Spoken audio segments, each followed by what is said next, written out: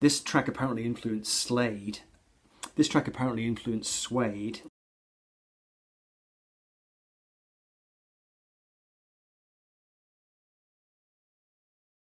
Hi everyone, it's James here. Welcome to another video. So today we're going to be talking about David Bowie, specifically early David Bowie. Now, I think it was last year I went to take my son for his haircut, and the guy that was cutting his hair told me that he had a spare bag of records kicking about the place. So he gave me the records, I took them home, and there was some really good stuff in the bag. Among them there were a couple of early David Bowie records. So there was this one, David Bowie, Another Face, and that was a good one. And then there was this one, Images, and I'd never seen either of these records before. I wasn't really aware of them. They were both covered in human hair. I had to scrape that off and give them a damn good clean, but they were in beautiful condition. This one in particular is just beautiful. It's just a wonderful artefact with all the pictures there. Each song on the record has a different picture assigned to it, so I'll just quickly bring that past the camera so you can see. So this is a DRAM 2-record set. Not sure when it came out, but it contains a range of material from the late 60s through to 1970. And over the last few months I've been going back to these records, mainly this one. They do mainly contain the same songs. This one's got a couple of extra tracks on it which I think are cover versions.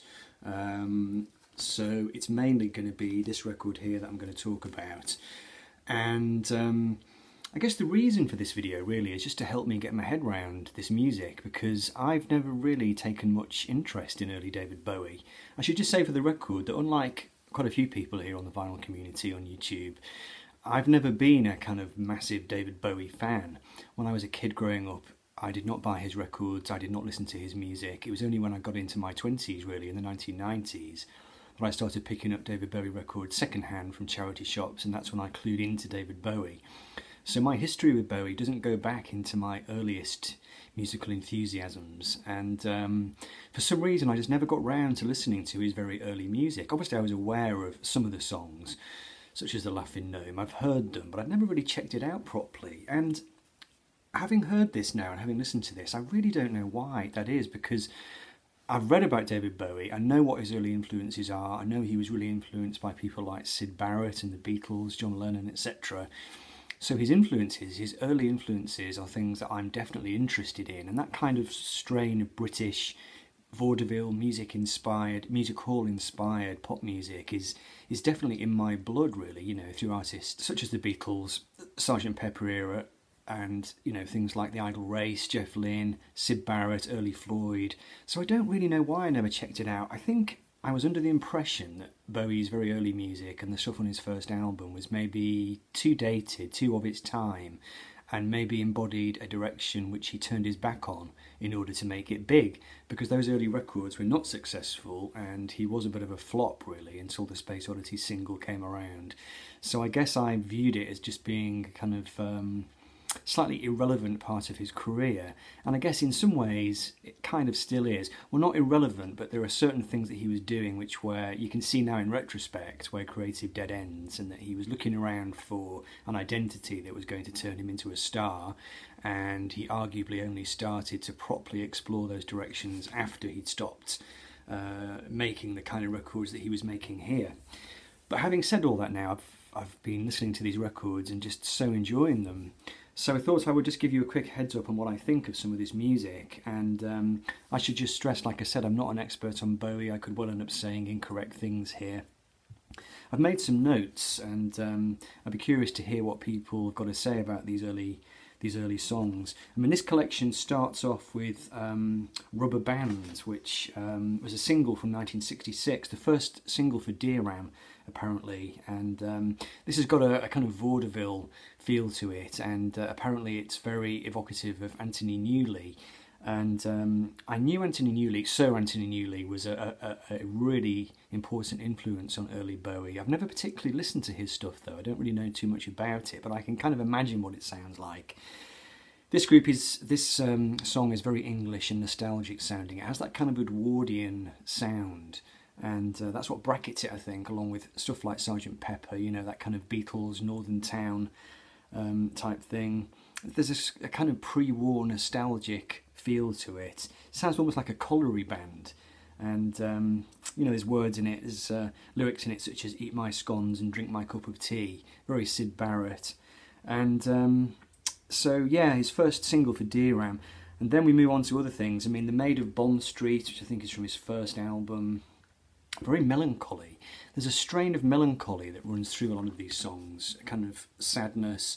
I think Bowie, right from the start, he embodied this kind of outsider perspective, which obviously came through much more strongly in his later work, but it's definitely already here. That kind of sense of loneliness and just not quite fitting in. But this, musically, this song, Maid of Bond Street, has got a very upbeat kind of sound. It's got a skipping waltz type rhythm, there's strings, brass accompaniment and piano. There's loads of brass on these songs, lots of tubas and trumpets, and the piano often sounds like a pub piano, sort of slightly out of tune, or maybe a tack piano, which was a kind of piano which was quite prevalent in the late 60s and early 70s. They used to put little felt tacks on the hammers to make the sound slightly dampened. It has a very distinctive English, slightly melancholy kind of sound. Really interesting. Sell Me a Coat. Now this one, just a wintry little pop song I put here. Lovely little childlike lyrics. Sell me a coat with little patch pockets. I feel cold. Really lovely mixture of acoustic guitar and brass on this one. It has a dreamy fade out. Musically, it could almost be a psych song. Some of this stuff that he was doing in the late 60s, it does bear a passing resemblance to psych music. You know, some of the ornate arrangements, slightly baroque.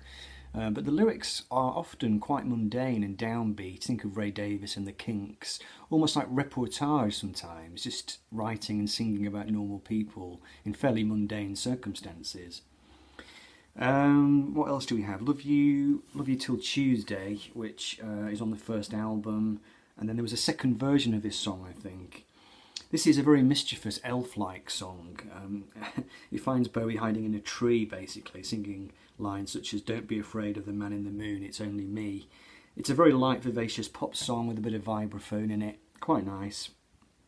There is a Happy Land Where Only Children Go. Has a bit of a dreamy, innocent feel to it. It's a bit Idle Race-like, this song, who I'm a big fan of. You know, I love the early Jeff Lynne stuff, which in turn was quite influenced by Syd Barrett, I guess. Then you got The Laughing Gnome, of course, which is probably the only early Bowie song which I knew pretty well. It's definitely a comedy kids record. The Anthony Newley influence comes through, and I kind of wish I'd owned this record as a child. I think if I'd owned that record, you know, when I was a kid, I had a little Danzig record player, and I had a few singles which had been given to me, and I would have loved that record. I would have loved The Laughing Gnome if I'd had that as a kid, but I didn't. And the B-side is the next song on this album, The Gospel According to Tony Day, which sounds a bit like Blur, actually. You can definitely hear how Blur, you know, owed a great deal of gratitude to early Bowie. That kind of musical, vaudeville kind of sound. Did You Ever Have a Dream? It's quite psych-like. It's the B-side of Love You Till Tuesday. He sings in this song, I have travelled through the world at night on the magic wind of astral flight. Some of this stuff is definitely dated. It has a dated feel, slightly self-conscious. You can hear how Bowie is trying to express himself in a way which he thinks is going to fit in with the prevailing current pop winds, you know, that kind of psych thing mixed with the English musical, the Kinks, etc., etc. I think he's trying to cut his cloth according to what he thinks is going to be popular, but he is managing to succeed though in being quirky into the bargain, and he's managing to put his own stamp on some of this material. The opening song on the debut album comes next, Uncle Arthur, which is so this song is about a Batman fan who dates this girl and he gets married, but then he ends up having to go back and live with his mother again. Classic Ray Davies type territory. And the song it is very Kinks-like. It's basically a kind of catalogue of this guy's activities, slightly mundane and prosaic. Then this song, We Are Hungry Men, which is also from the debut album. This is quite sinister sounding. I've just put in big capital letters here, dark. And this is a song, a kind of early song really, about Bowie's interest in the kind of, you know, the Nazis and dark totalitarian themes. There's a kind of Nazi themed spoken word interlude with references to mass abortion and infanticide. It's got a kind of detuned organ in it, you know, really kind of sinister sounding. Really strange song. Then a bit of a contrast. When I Live My Dream is Scott Walker, really, a kind of stately Scott Walker song. Bowie was a huge fan of Scott Walker, obviously. He's got all these orchestrations and he's declaiming his love, you know, for his girlfriend. Baby, I'll slay a dragon for you. And then he sings, trees will play the rhythms of my dreams. You know, it's that very self-conscious, dated kind of almost courtly love, really. But it plays well into, you know, it kicks a ball straight into that net, really, that kind of late 60s Baroque pop kind of feel and atmosphere. And that song is the first time I think you hear Bowie's amazing croon that he was going to go on to do in later years on such tracks as Wild as the Wind, that kind of thing. One thing I will say about early Bowie is that took me by surprise, really, is just how well formed his talent already seems to be. Even though he's not necessarily doing the kind of material that he would become famous for, his sense of identity is very well formed. His voice is very well formed. He doesn't sound like a singer who's still learning the ropes. You know, his crooning sounds amazingly accomplished, and he's really putting a lot of personality into the vocals. He doesn't sound like a rookie singer who's feeling his way in the studio. He's clearly got amazing microphone technique, and he knows what he's doing. He knows how to sing, and he sounds like a guy who has chosen a path for himself and is already a fair way down that path. He's already decided, this is what I'm going to do and this is how I'm going to do it. He doesn't sound like he's tentatively feeling the way with some of these things. Join the Gang from the debut album. I put here a hyperactive romp with a sitar and a knees-up piano and a Booker T organ. And again, that song's got a bit of a Kinks flavour to it. Little Bombardier is an interesting song. It's about a guy who basically gets into trouble for befriending a couple of kids and is run out of town. You know, people think he's a paedophile. It's a melancholy little waltz with a schmaltzy string section and a sprightly pub piano and a tuba solo. So that's quite a nice one. Coming by My Toys from the debut album is a bit of a folk strum-along, really. Quite a basic song, quite nice intricate picking on that one. I'm not sure who was playing the guitar on that. I'm assuming it wasn't Bowie himself. Now, Silly Boy Blue from the debut album, which is the next song on this record. This one has got a bit of an epic production to it. It's got a big booming drum sound, a bit like Phil Spector. It sounds like a Ronette song. Really, really powerful. Big blaring brass. And this track apparently is one of the earliest signs that Bowie was interested in Tibetan philosophy. The song is about a young Tibetan monk, and really interesting. It's quite kind of exotic sounding. There's all sorts of stuff going on in the production. There's a lot of quite deep and intricate production work going on. Really, really good song. She's Got Medals. This one is, musically, it's based on Love's version of Hey Joe. It's the same chord progression or the same bass line, and this song apparently is the first song that Bowie ever wrote about a cross-dresser. It's about a guy who dresses, no, it's about a girl who dresses as a boy, and then at the end, I can't remember what happens in the song, which ends up being a girl again. So that's quite a nice one. Then you've got Please Mr. Gravedigger, which is a very disturbing song. Essentially, I think it was inspired by the Moors murders. It's about a guy, a child murderer who's in this graveyard, and he's narrating this scene where he's going to kill the gravedigger and dig a hole for him. You can hear the thunder in the background. And this guy's got an awful cold. He's kind of narrating his awful disturbing monologue through all this guitar and mucus, and he sneezes at one point and apologises. It's really, really strange. I play music in here all the time, and my younger son never shows any interest in it, but on that particular day I was playing that and he came in and just said, "What's this?" You know, very singular, very startling, and I don't know how it's rated by Bowie fans. It's not exactly a song, it's more of a monologue, but it's quite disturbing and quite original.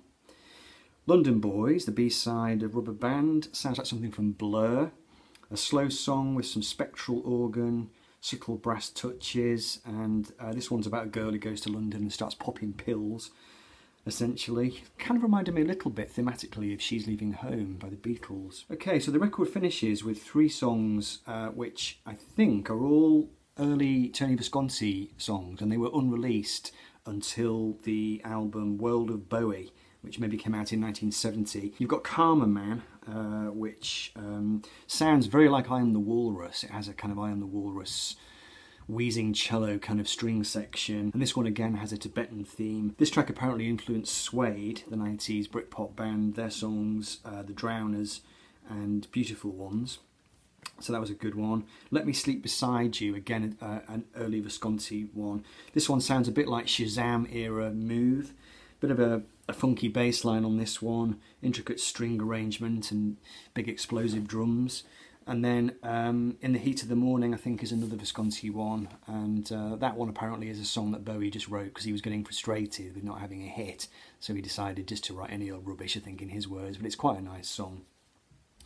So that is basically that is the album. So it's a combination of stuff, tracks from his first album mixed in with singles and B-sides, and like I said, it's just so wonderful listening to it and just hearing how each song has its own little picture.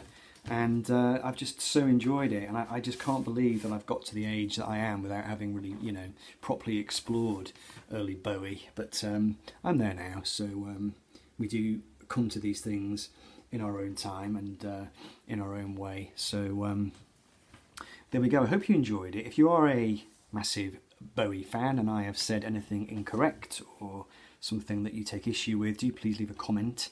And other than that, I'll be interested to know, what do people think of early Bowie? Is it an era which interests you, or do you usually start the Bowie story with Space Oddity, or maybe even with, you know, The Man Who Sold the World or Hunky Dory? I think it's an era of Bowie which is clearly important, his formative years, but they maybe don't get as much attention as they should, or they don't get as much attention as the later stuff. So anyway, let me know what you think, and in the meantime I will take my leave and I'll see you in the next video. Take care. Bye.